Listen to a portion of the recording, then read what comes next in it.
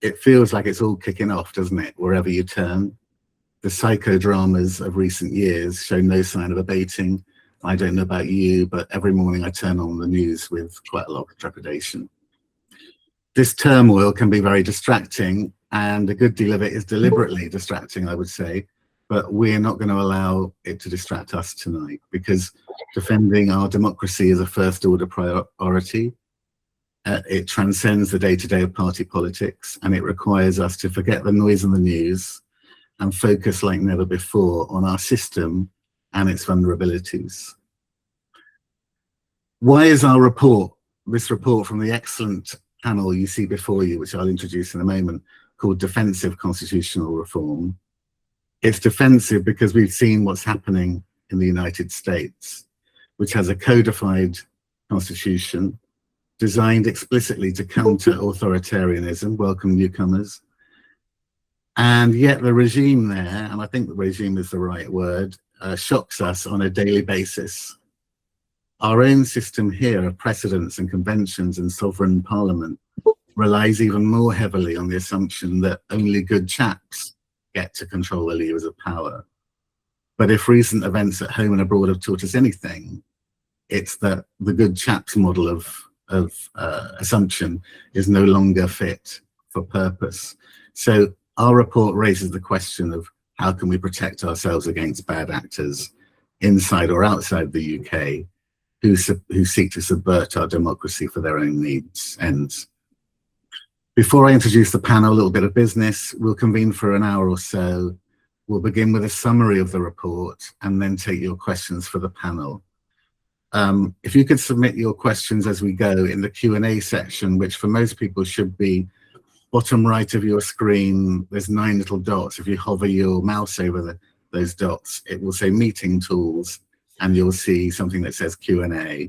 There are already one or two notes in there from us. There's no chat window tonight, but if you put your your questions in the Q&A section, we'll have a team looking to assess the emerging themes of your questions, and I'll put them to the panel on your behalf as best I can. And forgive me if I don't name check you or phrase the questions exactly the way you want me to. At the end, and before you run off for supper and to get ready for the football, I will ask you to take one simple action in the form of contacting your MP and asking him or her to attend our next session in Parliament. This will be on the 29th of this month, and it's a cross-party event. It's sponsored by Clive Lewis MP, Rachel Quigley MP, Ros Savage MP. And we'll put up a link to make it super easy for you. In fact, it's already the second note in the Q&A. And if you click on that, it will help you drop a line. We've even drafted the email for you to your MP, and that will help us to turn this urgent conversation into urgent action. Our talk tonight is cheap, but it's action that we need, so we will ask you to do that. So to our panel, we should start with ladies first, but we're going to start with Professor Andrew Blitt. Excuse me. Andrew Blitt is the Professor of Politics and Contemporary History at King's College London. He's co-director of the Centre for British Democracy. He is co-author with Lord Hennessy of Could It Happen Here? The Day a Prime Minister Refuses to Resign. I think that might happen on Monday, Andrew. Tom Brake was going to be on our panel, but due to a family health issue tonight couldn't join us, but I want to talk to you about him anyway because he's one of our co-authors and key panelists who will be with us in Parliament. He is the CEO of Unlocked Democracy. He spent 22 years as an MP. He was very active in pushing for democratic reform, including extending freedom of information law to private companies like Serco and Capita, where they undertake work for the public sector. And he was also active in pushing for votes at 16 and campaigning to defend elections from foreign interference. He's a good egg. We'll miss him tonight. Mark Kieran is the hay fever suffering CEO of Open Britain tonight. He's passionate about better democracy. He's had roles in the past in local government and in Whitehall and in Parliament. Mark's goal is to help build a new democracy with fair elections, that shouldn't be much to ask for, should it, that are free from dark money and disinformation, and in which all votes count. Professor Christina Pargel, is it Christina, is it Pargel or Pagel? It's Pargel. It's Pargel. You say Pargel, I say Pagel. But Christina Pargel, I'm glad we got that right, is Professor of Operational Research at University College London. She has a background in maths and physics and has used her formidable skills in analysing public health issues with, if I may say so, a commendable and at times courageous determination to rely on the evidence. In 2025, she launched Trump Action Tracker, a comprehensive database cataloguing the authoritarian actions of the Trump administration, which has sadly proved to be no small task. Mark Thomas is the founder of the 99% organization, which is an all-volunteer group dedicated to protecting the UK's social contract, by which he means safeguarding democracy, ending mass impoverishment, and protecting key public services. He's also the author of a really good book. I heartily recommend the 99% Mass Impoverishment and How We Can End It, Financial Times best book, a very refreshing read. Mark ran the strategy practice at PA Consulting Group for many years, and now, as we're about to see, brings the tools, techniques, and clarity of thinking of business strategy to the realm of public affairs. And it's to Mark Thomas that I'll now ask, I was going to say a quick summary, but it shouldn't be too quick, because let's be honest, nobody here will have read it. And also because it's a really good report and folk here should hear about it. So Mark, as the kids say, what's the tea? In 10 or 15 minutes or so, can you give us a lowdown on defending UK democracy? Hand over to Mark. Well, thank you very much, Dominic, and good evening, everybody. Thank you all very much for coming. I'll share some slides to help explain the report. Can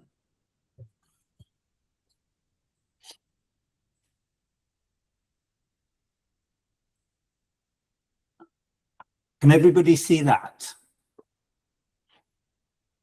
Yep. Yeah, I can see it. Yeah. Brilliant, brilliant. So we produced two reports, the longer one, whose cover looks a bit like this, and a shorter version called Democracy on the Brink. But they both cover the same topic. And the need for those reports came when Project 2025 was published in the US. It was immediately clear that that was a plan for unwinding US democracy for the benefit of the very few extremely wealthy people. So after the US election, as that plan began to be implemented, we pulled together a team with expertise in constitutional matters, politics, risk assessment, and systems security to explore the question, if that can happen to the US, which, as Dominic said, is a country which has a constitution specifically designed to prevent a slide towards autocracy, what can we do in practice to stop the same thing happening here in the UK? So I'm going to cover quickly our conclusions on the scale of the risk, how significant it is, what options we have for defence, how effective those options would be, and what policymakers should do today. So let's begin by looking at the scale of the risk. And since it was the US that first worried us, it's worth looking at how serious the democratic backsliding, that's the unwinding of US democracy, has been. So this slide shows an analysis from the VDEM Institute published in the Financial Times, and its conclusion is very stark. You can see that they've compared the US, which is the green line, with other lines which represent Russia, India, Serbia, Turkey, and Hungary. And you can see that the rate of democratic backsliding in the US has been far, far faster than in any of those other countries. And one of the reasons that it was so fast was precisely because of this plan. That Project 2025 was a very immensely detailed 900-page plan. And so on day one, they started acting very, very fast. And we can see, you know, that it's faster even than Hungary was. Now, when we think about the UK, we can see that we've already received a lot of warnings about bad actors meddling in our democracy. The Intelligence and Security Committee produced a Russia report which exposed the likelihood that Russia had meddled in our Brexit referendum, just as the Mueller report showed that they had meddled in the 2016 presidential election. And Carol Cadwalader's research showed the role of American big tech in targeting misinformation and disinformation at voters. More recently, Elon Musk proposed making a $100 million donation to a UK political party. And the recent US national security strategy makes it clear that it is actively going to support far-right parties in Europe, including in the UK. And we know that foreign money is currently funding think tanks with the objective of developing something like a Project 2025 plan for the UK. So that combination of bad actors, hostile states, market fundamentalist big tech, big oil, etc., and political extremists, the far right, is extremely powerful. What their political and financial power enables them to do is to create an ecosystem of influencers, ranging from far right people like Andrew Tate and Tommy Robinson, through media and social media. And of course, Elon Musk bought Twitter, Mark Zuckerberg already owned Meta, etc., and mainstream media, most of which are also in the hands of the far right. There are a whole cluster of think tanks in Tufton Street which feed far right ideas into the media. And of course, there's traditional lobbying as well. So in combination, they have tremendous impact both on the UK population and on political parties. Now, that ecosystem reaches us in extraordinarily powerful ways, so powerful that they can persuade any of us. It doesn't matter how smart you are. If you're surrounded by a personally tailored wall of disinformation, you are vulnerable. So let's just do a little thought experiment to see quite how powerful that ecosystem has proven to be. If we look at Trump and Starmer, they're both quite unpopular because both countries, both the US and the UK, have serious cost of living crises, and neither Trump nor Starmer has boosted real median household incomes. So they haven't tackled the cost of living crisis. So you would expect them to be both quite unpopular. But there are other things which are perhaps a bit different, that Trump is a convicted felon, whereas Starmer isn't. Trump has stacked the Supreme Court. Starmer didn't. Starmer hasn't given himself immunity, he hasn't started wars, he hasn't incited an insurrection, hasn't threatened international allies and domestic opponents, and he's not implicated in the Epstein files. So you would expect that there would be some difference in the level of their popularity. And actually there is. Trump's popularity is far higher than Starmer's.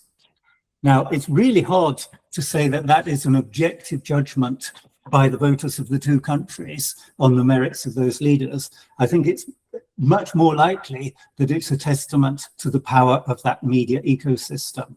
As Mark Carney said a week ago, I think, I saw firsthand what happened in the United Kingdom. They're still, 10 years later, trying to undo what people didn't think they were voting for, but what they ended up having. And that's the danger that we face today, that we might have people who didn't think they're voting for a Project 2025, but that's what they ended up having. So we have, as Dominic said, defences which perhaps work against good chaps with limited resources, but that's just not the challenge that we face today. So we have to recognise that the risks that we face are not the risks that we're prepared for. There's also an opposite risk, at least in principle, of a left-wing extremist party doing something similar, but they don't have anything like the power of that ecosystem. So we've focused our attention on the far right, and we were particularly concerned about a scenario that we called the multi-billionaire-driven scenario, in which a multi-billionaire starts to support a far-right party in the UK, funds it lavishly, and ensures a high level of media and social media support. That doesn't really harm the population directly. That's just an enabling step. Step two is that you rig the election. So you step up all of the all aspects of that ecosystem as the election gets closer. An army of bots on social media, you fine-tune your algorithms to support anything which is damaging to the progressive parties and to support your chosen far-right party. You use very sophisticated psychological operations and wide-ranging, very, very aggressive disinformation. Now, if that's enough to rig the election, then in our system, you are immensely powerful. You can do what Trump is doing in the States. You can take control of judicial appointments. You can pack the House of Lords. You can remove human rights. You can attack anyone who tries to dissent by using strategic litigation. All of that still is an enabling step. You haven't really harmed the bulk of the UK population, but you're in a very good position to do so. So step 4 is then when you start to implement your Project 2025-like plan. You privatise the NHS, you slash benefits, you slash regulation, you slash taxes on the wealthiest, you make dissent criminal. That's when the impact starts to be felt. And of course, by that stage, you're in control. So you don't have to hand over power. You can aim to consolidate power. We can see all of the things which are happening in the States now, making it harder for younger, poorer people to vote, people of colour to vote, electronic voting, which can't be audited, preventing people from using mail-in votes, large-scale gerrymandering. If you can do that, you consolidate power, you have actually turned the UK from a democracy into an oligarchy, something which is run just for a very small number of people. And the rest of the population suffers very, very severely. So how likely is that? Well, electoral calculus in May this year estimated that if we had an election tomorrow, there's a 53% chance that Reform would have the most power, 38% chance that they would form a minority government, but a 15% chance that they would actually have an outright majority all on their own. But they are most likely to be the biggest party and therefore have dominant power in the next election. Now, that is based on polling, and polls do change quite materially. So we didn't use that as the basis for our probability assessments. We used something called Bayesian probability, which allows you to consider the impact of earlier things on later things and to change your assumptions as time goes on. It's what the security services use to assess probability of risks. And when we do that, we look and we say, well, risk is the combination of probability and impact. This kind of thing has a tremendous impact. If you imagine living in the States today, it would be having a tremendous impact already on your life, and it's likely to get worse. And the probability we've estimated is well over 30%. So if we do nothing, we are effectively playing Russian roulette with UK democracy, but not normal Russian roulette where you have one loaded chamber, actually Russian roulette with 2 loaded chambers, which is a game that I'm sure none of us want to play. So what options for defense do we have? Well, that's a very big question, and I haven't really got time to go through everything in detail. The reports, especially the longer one, have a large number of options considered, but you can think of them in 2 headings. There are steps that we should be taking before the next election to prevent it being corrupted and therefore to minimize the chance that people vote for a government they actually don't want. And there are steps which we can take afterwards to make it harder for a government, even if it has managed to seize the election, to take all of those actions. So before the next election, one obvious thing, of course, is the government promised to deliver national renewal. If people feel that it has done that by the time of the next election, then that reduces the risk somewhat. It's also pretty obvious that we need to take dark money out of politics and tackle misinformation and disinformation. And of course, we should be tackling direct election interference. We can see in the States that people are being intimidated and attempting to prevent them from voting through fear. So we don't want to have any of those sorts of things happening. After the next election, it is more difficult because of our system of parliamentary sovereignty, but there are ways that we could seek to entrench constitutional rights and duties. We could strengthen separation of powers, and there are non-constitutional changes that we could make. Proportional representation would change the odds, and what we've called constitutional Prometheanism, which is basically saying, I don't know how many of you have read Timothy Snyder's book on dictatorship, and one of his key tenets is do not comply in advance. This would be a way of actively planning not to comply in advance. And finally, something taken from the idea of information, the discipline of information systems security, establish 3 lines of defense. We can come back to those in more detail in the questions, but I am conscious that we want to get onto those questions as soon as we can. So then the next question is, how effective would those things be? And the truth is that, as we said, if we take no mitigations, the chances of this far-right government are over 30%. We are playing Russian roulette with 2 loaded chambers. If the government were to deliver renewal, it makes a small difference, but not very much if we're still surrounded by disinformation. If we can tackle the disinformation, that starts to help and that starts to change the odds. But it's not really until we have got control of the funding that we make a big difference to the odds. And then if we can entrench protections after the election, then we reduce it, not to a negligible level, but very, very significantly. So it's well worth doing.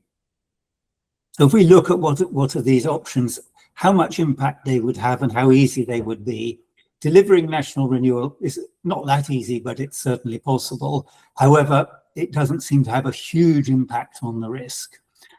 Stopping the dark money should be relatively easy in principle and would have a major impact on risk.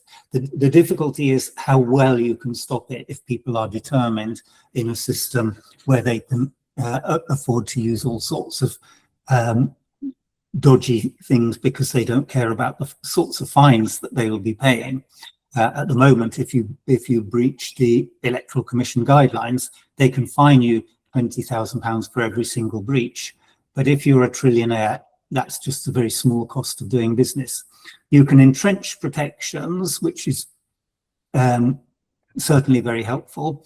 And if you can tackle disinformation, that will have a huge, huge impact. But that's a very, very difficult thing to do. So that brings us to one further action, which is something we should probably be doing anyway, which is introducing proportional representation. Because at the moment, it's very plausible that the winner of the next election would have about 30% of the votes, but still have an absolute majority in Parliament. And that gives them very close to absolute power. Under PR, if they got about 30% of the votes, they get 30% of the seats. So it's much, much harder to ram through something like the Project 2025-like plan. So that the combination of the things that we think the policymakers should be doing. So what should they do today, though? Well, one of the greatest risks that we face is that they do nothing. They simply file away our report and say, oh, well, that was very interesting. We'll have a look at that later. So for that reason, what we have recommended is that the first action should be to ask officials independently to assess the risk. A cross-departmental team led by the National Security Advisor could assess the risk and say, well, are these people overblowing the risk or not? The new head of MI6 recently highlighted many of the bad actors that concern us, and she said just around Christmas time that the UK is now in a state between peace and war. So that suggests to me that they've probably already done the risk, at least within MI6, and it should be very easy to make a formal assessment of risk and put this up. It doesn't appear currently as a risk at all on the National Risk Register. It should appear very prominently. So that's the first thing, validate the risk assessment. The second thing is that we need to make sure that there's support for all of these mitigations. So a powerful cross-disciplinary team, or perhaps an inquiry to define the mitigations. And it's very, very important that there's cross-party consensus, because this is an issue which transcends party politics. All progressive parties should not want to see what's happened to the states happening to us. And so actively building political consensus is an important way of ensuring legitimacy for anything that happens. Define and implement the controls on dark money, set up a royal commission on voting, because you need to define how the PR system could work, and on media regulation, because that would be, again, a very, very controversial thing to do. And for that reason, the government needs to think about its own communication strategy. It can't say, if we're doing the right thing, it'll be reported that we're doing the right thing. Almost the opposite is true. If they do the right thing, it'll be reported as a Stalinist move to implement a Soviet-style state or something. They need to have their own communication strategy, and they need to entrench 3 lines of defense to protect those actions above. So that, again, is an idea taken from information systems security. You create three concentric circles of defense that make it harder for people to unwind and see. So in summary, how significant is the risk? Well, if we do nothing, it's very significant. We're playing Russian roulette with democracy. What options do we have? We have a wide range of options. How effective would they be? Well, they would produce a great reduction in risk if we act now. If we don't act now, of course, they're ineffective. And therefore, what should policymakers do today? Start the process. So we will, as Dominic mentioned, be back in Parliament talking to parliamentarians again, telling them this on the 29th. It's really important that they listen and that they start the process. As Blaise Metraweli said, we are now operating in a space between peace and war. That's not business as usual. That requires a different thought process. So thank you all very much indeed. Dominic, I'm sure people have questions. Yes, I think, thank you very much, Mark. It's a lot to, that's quite a lot to absorb for everybody. And I think we have started to get some questions in, but I think probably people are absorbing, you know, quite a download from you of the key points of the reports. And I think it's worth just adding to what you've said, that we are beginning to see actions like this happening now, defensive actions happening in France, where the Fifth Republic is also vulnerable to, has its weaknesses that need mitigating. So, you know, we wouldn't be alone in this journey if we were to start it right now. My sense is that the questions are very good, but I think that people probably have been having to pay quite close attention to the slides, and that perhaps we should allow people time to develop their questions and come back to you, Mark. And in the meantime, I would like to move us on to ask a question of Christina, which is, should we, Christina, you've started this Trump Action Tracker, which I mentioned in the introduction. Could you tell us a bit about why should we really be so worried about the state of democracy in the US? Yes. Yes is the answer. So I mean, you mentioned my tracker. So I've been doing it since January 2025, and I'm now over 3,400. And because I'm looking at it all the time, it really does feel like now we've already got to the stage of a serious and lasting damage to US democracy across multiple different domains, and it is continuing. And I think, democratic backsliding nowadays, it isn't like there's a coup. It's not like one night to the next, you were a democracy and now you're not. It's kind of a slow and then rapid slide over the edge. And then one day you realize you can't kind of climb back over. And I think we're kind of, I don't think we've got to the, you can't climb back over yet, but we're getting there. So Mark already talked about the VDEM report from the University of Gothenburg. Its kind of democracy index uses ratings from over 4,000 experts. It scores hundreds of separate indicators and kind of puts it into a single headline measure. And in March, in their latest one, they said, and I'm just quoting here, the USA joins the list of autocratizers under Donald Trump. In only 1 year, the USA already ranks 4th in the magnitude of deteriorations in democracy, just behind the top 3 most flagrant cases who've been doing it for over a decade. And I think that's quite a stark assessment. And I'm just going to kind of go through kind of a list of the different ways in which the US has been kind of doing this, the ways in which the Trump administration has really undermined its democratic traditions. So, it's weakened press freedom. And that's been everything from like barring journalists from the Oval Office and the Pentagon to suing any outlets that are critical, even if they publish just critical polling. It's defunded public broadcasters almost entirely, and it's now kind of busy doing the effectively kind of capture of media organizations. Just most recently, the Department of Justice has allowed Paramount to buy CNN effectively, which is something Trump's wanted for ages. Paramount is run by Edison, who's a big Trump donor. They've politicized science and the environment. Science funding has been completely gutted. They've just passed new rules around funding grants, which effectively says that all research funding has to be checked for ideology by political appointees. There's effectively no state funding at all for any research into climate change or misinformation. They've gutted public health. They're trying to gut vaccines.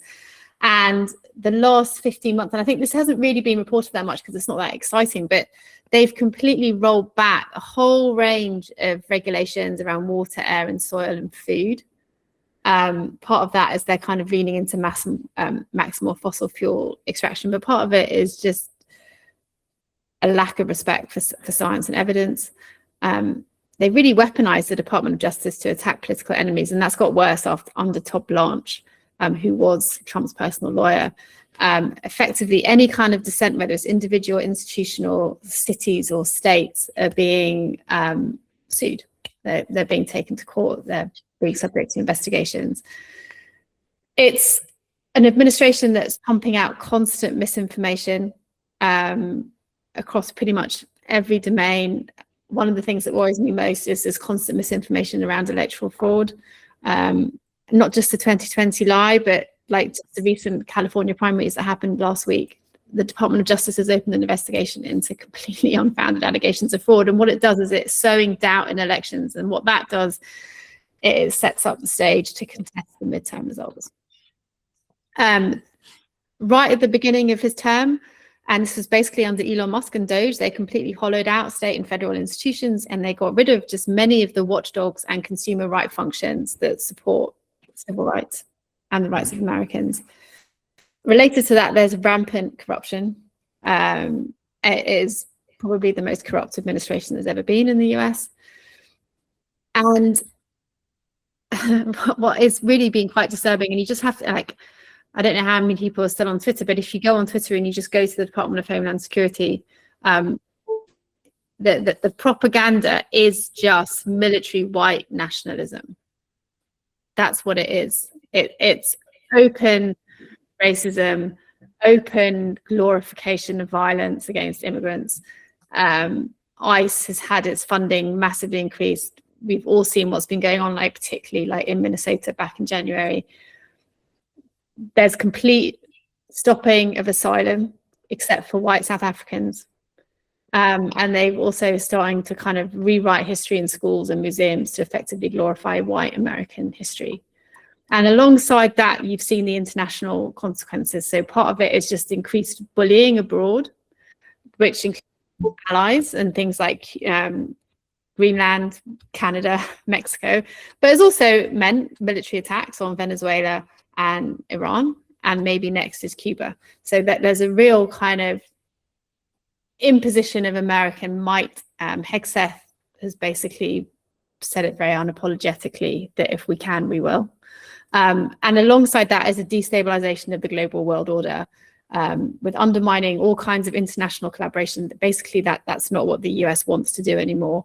And their most recent national security strategy, published earlier this year, had an explicit stated preference for far-right nationalist anti-liberal movements, particularly in Europe.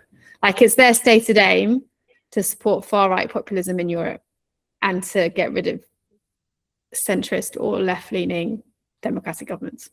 That's the official US position. So I think, the US is now far enough along the path to serve as a really serious warning. And they're now using like blatant gerrymandering and voter suppression tactics in all kinds of different ways to try and counteract the Democrats' large lead. So the Democrats are leading in all the generic polls, and under an even playing field, the Democrats should walk the midterms and regain control of Congress, which would put really important checks on Trump's power. But what they're doing is they're trying to tilt the playing field so that even given that, the Republicans will still win. So I think this November is such a crucial test as to whether it's too late or not. But I think fundamentally here in Europe and in the UK, we just have to let go of the image of the kind of 1980s Top Gun America that we grew up with. Maybe that America never existed, but it kind of wanted to, and it at least pretended to kind of live up to those ideals. But that America just doesn't exist anymore, and it doesn't want to exist anymore. And we have to recognize that it's not our ally, and the right-wing populists across Europe are basically looking and learning. So I think I'll just end there. Thanks, Christina. I'm going to go and jump off the cliff now. I know, it wasn't very cheery. Sorry. Yeah, who cares about water, air, soil, and food? I don't care about any of those things. Yeah, okay. So it's quite bad in America, and as we've seen, the rate of descent is rapid. And as you've said at the end there, the right-wing parties in Europe and beyond are looking and learning, and that's, I think, one of the reasons why we see there's such a pressing need for us now. And we've got questions coming in. I'd love Mark to have a look at those questions and think about, for instance, the question from John Ramford about cross-party consensus and how we might achieve that. And also there is a bid for you to explain a little bit more, Mark, about the 3 lines of defense. But while you're thinking about those, I'll turn to Mark Kieran, who I know is struggling with hay fever. But Mark, if you can, Mark, is it alarmism? Is it centrist mum and dad alarmism? Or is it realistic to think that what Christina has just described in America, that nightmare, could it happen here? I don't think it's alarmist at all. Partly because a lot of what Christina has described is already happening here. It's difficult to see it because it's just sort of happening incrementally.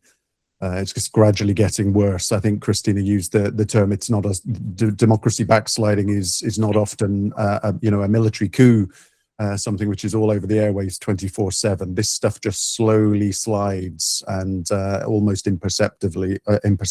But we've got social media platforms that are pumping out disinformation, misrepresenting things. We've got a mainstream media which is not really trying very hard to do the job of the Fourth Estate and help explain things in a fair and balanced way to ordinary people in terms that they understand.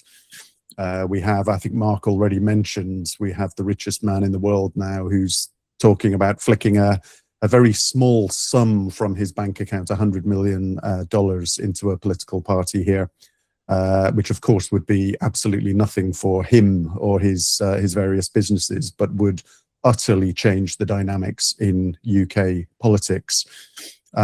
We have a voting system. It's already come up, I see, on the Q&A. I think we'll be getting into that slightly later, but we have a voting system whose only job is to translate the will of the people as expressed by the country en masse at general elections into a power structure inside Parliament, so that Parliament delivers the policy outcomes that the people have asked for. Slight simplification, but that's generally what it's supposed to do. And first past the post just doesn't do that. Millions, literally millions of votes across the country are wasted. They're ignored. They have no impact on the makeup of the House of Commons after a general election. And so, you know, people being rational have disengaged. They say, when I press this button, nothing happens. So why should I continue to press the button? And what, of course, that does is it leaves open the possibility that bad actors press the button and get what they want. So all of these forces come together, and we then have a situation where our technology and some of the actors that use that technology, some of the right-wing global network that coordinate and collaborate and read each other's playbooks, learn lessons. Where is the system weak? They probe, they find the weaknesses, they exploit the weaknesses, they check the results that they get when they exploit those weaknesses, and then they amplify on that. They go through an iteration process. All of that is happening here already. But because we're all busy living our lives, earning a living, raising our kids, looking after our grandkids, whatever it is that occupies us, we miss a lot of it. And the people on this call, on this webinar, I would say are not typical. So, you know, most people wouldn't dream of being on a webinar like this on a Wednesday evening. They just don't think about politics and constitutional issues as much as some of us do. So I just wanted to that's the sort of pessimism. That's the downside. But I don't want people to leave the call thinking that it's all hopeless and that there's nothing that you can do, because there are organizations. Open Britain is one, Unlock Democracy, Tom Brake's organization, various others in the sector who are working hard trying to influence people inside parliaments to try and get people to open their eyes to the real danger and to take practical steps to fix these problems and to get these protections in place. And I think in Open Britain, we talk about this as an issue which is bigger than politics, bigger than party politics, because it doesn't matter what color rosette you wear or what party you vote for at elections. We should all be concerned about this, because the weaknesses in the system that might deliver a benefit for Party A today might do it for Party B next time round.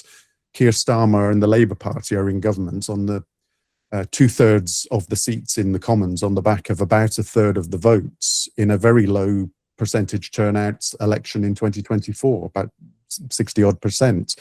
So as Mark said earlier, you can find yourself in the most powerful position in the land, Prime Minister in number 10, with nothing like a mandate from the people. And that's a very dangerous thing, because if it can be what one politician in there this time, it could be a very different flavor of politician the next time. People are starting to wake up to that. So whatever political party you're aligned with, I think we can agree that this stuff is bigger than politics, and it has to be viewed and engaged with in a different way. In Open Britain, we talk about the 4 fairs, the 4 things that need to be fair and fixed in order for us to have fair elections and for us to have a system that is robust and that we are that is responsive to what the people of this country actually want. Starts with fair information. If you're making a democratic decision, and it is one of the most important things that you can do, it has to be on the basis of proper, reliable information. And at the moment, far too many people are making decisions based on disinformation or propaganda or figures that have been massaged and presented in a really quite sophisticated way to mislead people. So the first thing is that we have to do some work to get the information environment fixed. That's not just social media; it's also our mainstream media. I think we're sliding there as well. We're having our national broadcaster undermined. We've got things like GB News, and I think even this week, I think Michael Grade was saying that he welcomed GB News. It was a way of redressing the balance of the debate. And I think that's something that in theory might be welcomed, but in terms of the execution and how that has ended up, I'm not sure it's a positive thing. So the information environment needs to be fair so that people have got access to reliable information on which to make their democratic decisions. The second thing we talk about is fair influence, because it is the will of the people that our political leaders ought to be concerned with whenever they're deciding the big questions of the day in Parliament. But all too often, people go out, they vote, and that voice is drowned out by, organised lobbyists or very wealthy individuals who can perhaps pay £30,000 to have a seat at a dinner next to the minister. And all of that sort of stuff can take place in the shadows, and we don't necessarily see it unless it's picked up by some of our heroic investigative journalists. That stuff can slide through, and the influence that we have as ordinary citizens is minimized, while theirs is maximized through the wealth and the access. And so the will of the people, based on fair information, even if we had that, could easily be derailed by the current arrangements that we have, because we can't guarantee that has proper due influence on the decision-making process. So each of those two layers are essential. And then, of course, we get to the point which clearly many of the people on this call and many others outside have already realized, that when those votes are counted under first past the post, many of them just don't have any impact at all. And the power structure that is translated into in the Commons just doesn't reflect what the country feels. And so the people of this country request something through their votes at a general election. The power structure in the Commons is not aligned with that. The decisions that they make are not aligned with the expectations and the desires expressed at the election, and therefore public trust in politics and politicians continues to fall. We need to fix that because that is a very dangerous thing. The other thing about first past the post is that it's a winner-takes-all system. It's specifically designed to provide, in quotes, to provide clarity of outcome. And so where you have a winner-takes-all system, you inevitably have win-at-all-cost behaviors. And so people are focused on just getting their nose ahead, just a tiny little bit. If you can get your nose in front, you win everything. And so it's worth cutting corners. It's worth stretching the rules. It's worth pumping money into something, pushing out a bit of disinformation, undermining the other person unfairly, because it's just a rational decision under a system like that. And that's a problem because we don't have rules, as I think Dominic said earlier. We have a system based on an assumption that it is good chaps in these positions. It would never be conceivable that the kind of people who would have an ambition to get into these influential positions would have the kind of motives that sadly we've seen some senior people have in recent years. And our regulatory system and our discipline system and our codes of conduct were written on the basis that they wouldn't really need to be used in anger. People would do the honourable thing if they if they digress and they were caught, they would stand down. And there's a lot of weakness in that system. So we need regulators and clear codes, independent enforcement. We need regulators that have got the powers and the resources to execute those powers.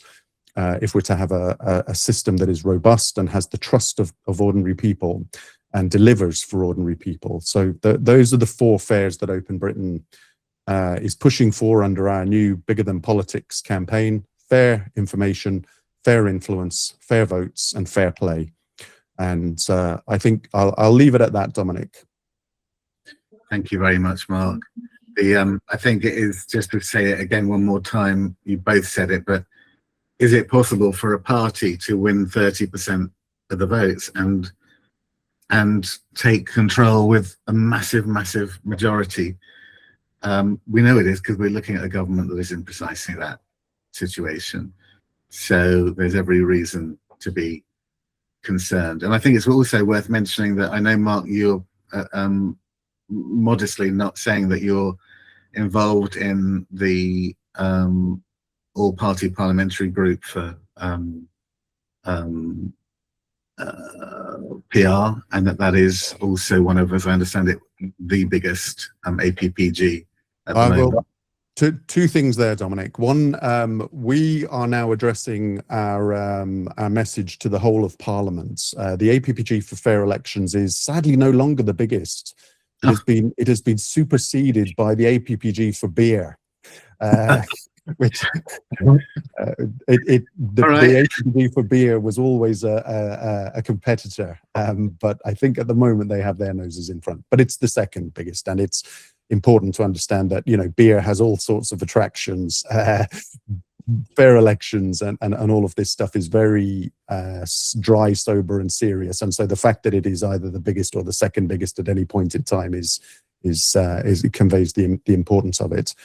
I mean, the key thing in there, I didn't say it in my piece because I think it's going to come up in the Q&A, but people are talking about if we have to get away from first past the post, how do we get to PR and how quickly can we get to PR? I think we'll probably talk about that in the Q&A, but the APPG's National Commission on Electoral Reform is a key thing I'll cover when we get to that. Great, yes, and I think I was going to say, if you would be ready to answer that question, I think we're going to have to overrun by 15 minutes if everybody is happy with that, because we've yet to hear from Andrew. So I wanted to ask Andrew, if you could talk to us a little bit, please, about given that we've got an unwritten or at least uncodified constitution, what are the things that we can do? Because we've heard a lot about the risks. And if you could begin to talk to us about what we can push for and hope for, and what mitigations we can think of both before the next election. This obviously will come back to things like how fast could we do PR, but also to put mitigations in place for beyond the next election should the worst happen. Andrew. Thanks, Dominic, and thanks to the other panelists, and thanks to everyone on the call for showing up. Which, you know, I'm assuming you're all here because you think this is serious. But I think if we're thinking about what we can do as the first thing, and really to reiterate what others have said, we need to take this seriously. This is a serious threat. Let's get real about this. And I guess in your daily lives, you can, risk being a bore, like I no doubt am to the people I know, people around me, and talk about the fact that this is a real threat, because people need to hear this from people they know, because you'd like to imagine that people might actually listen to people they know, even if information they might be getting from online sources might be telling them something else. So I think, you can do something there. You can talk about it. You can say this is serious, and it's serious partly because we heard about the US and the turn things are taking there, and in a sense they were advertised beforehand, so the people who claim they don't know what they were voting for don't really have much excuse. And the same can be said of people here, but nevertheless they voted for it. Maybe they did, maybe they didn't know what they were getting. But there's been this turn in the US, and there's no question that there's a autocratization going on there. How far it will go, we will see. But as was already said, it's quite interesting that the US Constitution was partly drawn up to stop this kind of thing from happening, from trying to stop an over-concentration of power in the executive. It's not working now for various reasons, but in the UK, we do not even have the safeguards that they've got in the US. If you've got a majority in the House of Commons, and for the reasons we've said, we cannot preclude a party or coalition or whatever that will be carrying out some of the things we're talking about that we're so concerned about here today from having a majority in the House of Commons, there's a lot you can do. There aren't that many actual real checks on what can happen. And that's why we should, in a sense, be even more concerned here than maybe in certain other countries, because there are less checks and balances in place. That's point number one, why we should be concerned. I suppose I'm going to try and give some positive points here. One is that first, we've got warning. We can't use the excuse that we didn't know what might happen if this kind of group came to power. But that excuse is simply not there for us, and it's not there for those who represent us. It is going on all around us. And the best thing you can possibly do with these kind of groups is not let them into power in the first place. Don't, I'm going to talk a bit about what to do once they're in power, but I'd much rather that never happens. And once they're in, they get dug in. They've got every reason to stay in, and they're difficult to get rid of. Now, we've seen recently in Hungary, they can be successfully removed. So I don't want to create the impression at all that if we if the worst does happen and some kind of government list comes to power, it's time to give up and go home. Certainly it isn't. And you can get rid of them, but it's much better to not have to get rid of them in the first place, and to actually keep them out, than to have to try and get rid of them, and then also having got rid of them, undo the damage they've done, which can take years, and it's a problem. So let's keep them out of power. Let's keep them out of power at the next election, but then let's also think about what are longer term solutions. And that's the next thing I'm going to talk about, is what can we do on the call? Well, one is, as I say, talk about it to people, take part in public debates. If you're taking part in hustings, put questions to the people answering questions in hustings about this. If you're phoning up a radio show, whatever you're doing, please do talk about this, do raise these issues. You get opportunities as citizens, and make the most of those opportunities while they still exist, before they get taken away from you, because you'll miss them when they're gone, if they do ever go. Not wanting to be alarmist, but what else can you do? I think when you vote, most of the people on the call, I think, have got votes. Think pretty carefully about the way you vote. We've heard about electoral reform. I'm a supporter of electoral reform. I think now there's reason to believe it might be closer than it's been before for parliamentary elections. We've got other electoral systems at different levels in the UK, as we know. But when you're voting under the system we've got, you might want to think carefully. I'm not telling anyone how to vote, but I'm saying that under the system we've got, sometimes you have to be very careful about what you do, and you might want to think about who do I least want to be elected in my parliamentary constituency, rather than who passes my purity test. Again, I'm not telling anyone what to do. I could probably be expelled from the party I'm a member of if I go much further in what I'm saying right now, but I would certainly just say, think very carefully and think about the electoral system we've got when you vote. That's all I'll say on that point, because there are some things are worse than other things. So that's a thing to think about. But then also, between elections, not just waiting for the election, please, and this was said at the beginning, contact your member of parliament, tell them that you take this issue seriously, make them know, because it's when the message starts to reach them directly that they're more likely to actually do something about it and take it seriously. And so that's what you have to do. What kind of things can actually be done? I'll talk briefly about that. Well, in advance of the election, what can we do to keep them up? Well, keep them out of power is we can encourage looking at things like funding of parties. We've heard about that. Looking at things like, are there ways in regulating media? Is Ofcom doing its job properly? I think not. I think Michael Grade is now on the way out, and hopefully there's another regime that might actually start doing its job. We will see. That would be helpful. There's limits to what you can do, and also you've got to be careful about media regulation, because one thing we should also think about is, when we're creating powers, these are powers that could also be used against us by the people we don't like, and that should always be in our minds. That's not to say we shouldn't do anything. It's just to say we always need to think about that. But I suppose we get back to this point about our uncodified constitution. It has certain merits, it has certain demerits. As we've seen, a written constitution isn't the answer to every problem, although personally I favour one. I don't think we're going to get a full written constitution between now and the next general election anyway. But actually that means we have got a government in power at the moment who also can do quite a lot. They've got you wouldn't know it, but they've got a huge majority in parliament, and they may not have a huge majority ever get, or a majority that large in a long while. Maybe no party will ever have a majority that large in a long while. In a way, I hope not. But maybe they should be doing something with that large majority, or they've got it. They've still got 2.5 years to. In fact, they've got 3 years to run with the majority they've got. They should be making use of it, to seeing if there are things they can do that will get a fairer system, get fairness in our political system that averts some of these problems, and then also lays some protections in the event that that they don't work, and we do get a kind of a government that we don't want to have. And I suppose those kind of protections, I'll close by saying that the form they might come in, I suppose one is strengthening those conventions, those rules that don't have hard legal force but are vital to the operation of any system, particularly our system. We rely on, we've heard about the good chaps, it's a term maybe that's had its day really for various reasons, and it's a concept to some extent that's had its day. We can't rely on people to behave themselves, so we need to strengthen those non-legal rules. And I'm pleased that the current Prime Minister, and I hope this Prime Minister, whoever succeeds and continues to be committed to this, has agreed now that they will be reissuing a document called the Cabinet Manual, which sets out some of the key constitutional conventions in our system.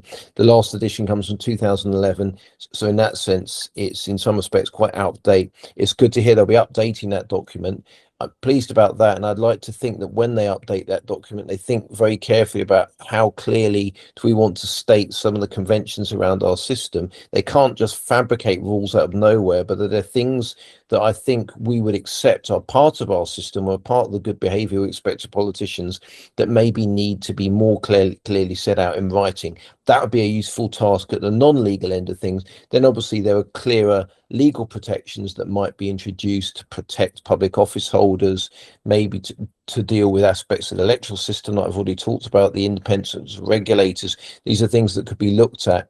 And maybe they want to think about whether there are special mechanisms they could use to try and entrench some of the rules of our system, so that they can't be simply overturned by a majority of one, as is basically the case in our system now. But those are difficult things to embark upon, particularly when you haven't really got a mandate for doing them. Now, electoral reform, I'll leave that one, but I'd like to see it happen. We can talk about how plausible it is in advance of the next general election, but I think it's entirely likely we're going to fight the next general election. I was saying I don't want to preclude the efforts going on. I don't really like this idea of that being the outcome. I think it's quite likely we'll be fighting at least the coming general election under the existing system. So again, we've got to think about that. How can the parties cooperate? And I think the strength comes if these issues are recognised as being not about any one party getting an advantage over another, but they're about a system that we own collectively, our constitution we own collectively, our democracy we own collectively. It's there for all of us, and all parties and no parties need to work together to try and protect this. So the more cooperation you can get around these core issues, the better. And that stands for before general election and after general election. And we need to think about who are those people beyond the immediate world of party politics who we can get to speak out for this, to speak to this. Again, before general election, asserting what are the principles, and then afterwards, in the event that we get a government we really don't want, we need a stronger response from different parties and from civil society, unified around core principles to really assert them. Because in the end, whether you've got a written constitution in the US or whether you've got an unwritten constitution, as it's called in the UK, you rely on people being willing to follow the rules, and also you rely on people being willing to uphold the rules. It doesn't matter what rules you've got if the people who are supposed to uphold them aren't doing it. So in the end, it's about the psychological power of these democratic values and whether they command enough consensus and confidence that people feel able to uphold them, and people who might otherwise want to defy them feel that they can't actually do it because there's a force of opinion against them. And that's what we need to generate, and we need to start doing it now, and we need to sustain it. But we also need to think about what are the longer term circumstances, so that democracy is about more than just people like us talking about how worried we are about it. I'll stop there. Thanks, Andrew. I think I want to ask you a question which takes me back to a horribly chilling sensation I had as a PPE student in 1986, which reveals I haven't done my homework and read your book. But there's so much in that I'd like to know more about. Is that all in the book you co-authored, or where would we find more if we wanted to be good students and do our homework? All these things that are they all together in one place? Well, some of them will be in the book I wrote with in fact I wrote 2 books with Peter Hennessy, Lord Hennessy, on this subject. I mean, read our report as well. I mean, read the report we're talking about today. You'll find some of that in there, some of the key recommendations. There are various things, and no doubt there'll be more to come. So because I think we'll be working on things and we're putting things out there. But yeah, I'd say start with could it happen here, the day a Prime Minister refuses to resign. Start with the report we're talking about today. Those are good starting points. And then look, we've got references in both those works that will point you to more stuff. But yeah, I mean, I've written a lot of books, and no doubt you'll find bits of it in lots of them. Okay, all right, thank you very much. I just want to say one thing, which is that obviously what Andrew wasn't allowing himself to say there was the words tactical voting, which is something I think we need to take very seriously given the circumstances. And I guess parties cooperating is the party version of tactical voting. And those are, if we are in a place where it's not feasible to have a different voting regime when at the next election, then those are some of the things that are tools that we can deploy as individuals and suggest to others in our circles. I think it'd be great to, I'm really worried about time, but it would be great to circle back to Mark to talk about, Mark Thomas to talk about how people can find the report if they haven't found it already. And I don't know whether, Mark, you want to talk about briefly about the question about the 3 lines of defense for democracy, or whether there is a more pressing question in the questions that have flowed through that you want to answer. And then we would turn, I think, to Mark Kieran for a quick talk about this question that's arisen about the feasibility of a different voting system and when realistically that might be expected to happen. And then I think we're going to have to call it a day, because we all know there's supper and the football to look forward to. So Mark, Yes. Thomas. Well, yes, thank you. So in terms of the reports, they are available online, so we can put links in to the Q&A so that everybody can download them. They can also find them on the 99% website. There's a section called Our Insights, which has all the different reports. They're easy to find, and I won't say they're easy to read, but they are well researched. I think one of the big dangers, which some of the questions sort of hinted at, is that people say, well, this is all so complicated. It's all going to take years. We have to have it fully written constitution, etc. And then MPs and ministers just say, well, that's too difficult. If you look at what happened to the Biden regime, it's not that they didn't have warnings. They had plenty of warnings. They narrowly survived an insurrection before they even were able to take power. So, they couldn't have had a clearer warning, but still there's a kind of intellectual inertia that must have paralyzed them, so that when historians look back on that regime, the Biden regime, they might say, well, he had his heart in the right place, but he failed to take any steps, any material steps to protect US democracy. And I think that same kind of intellectual inertia is a risk here. So our biggest challenge is a very, very simple one. It is to persuade ministers in particular that this is a burning issue. This isn't business as usual. This isn't the time when you should dot all the I's and cross all the T's. This is a state between peace and war. If we were formally at war with the US, we would be doing things quite differently. We're not at war with the US, but we are in a state between peace and war. And so we need to get out of our normal way of thinking and into a much more dynamic way of thinking. So I think our short-term focus is really that, and that's why we want you to write to your MPs to tell them to come to this next event. A big part of being able to do that, Andrew mentioned that it's not in the manifesto that there would be a big program of defensive constitutional reform. So how do they get the legitimacy to do it? Well, they have to work with other parties. Realistically, which other parties will they be able to work with? They won't be able to work with Reform on this. They won't be able to work with Restore on this. They quite possibly won't be able to work with the Conservatives on this. It has been very hard to get any traction with Conservatives, but that still leaves the Labour Party, the Green Party, and the Lib Dems, who have all expressed serious interest and serious concern. And I think a significant part of the population would see a unified message coming from those three parties as being an important indicator that these kinds of actions are serious, that this isn't just the Labour Party playing party politics. This is genuinely a cross-party defence of constitutional reform. I could talk about the 3 lines of defence quickly, or I could shut up, Dominic, which... Do you know what? I think we're running late, and I'd love to hear from Mark Kay. I know he's got a few words to say about the feasibility of what might happen next, and then we'll wrap. So, Mark. All right. Yep. I will be quick, Dominic. I think fundamental question has been asked about what is it that we need to do and how long do we have to do it? And it's almost impossible to answer that second one. The next election is presumed to be sort of middle of 2029.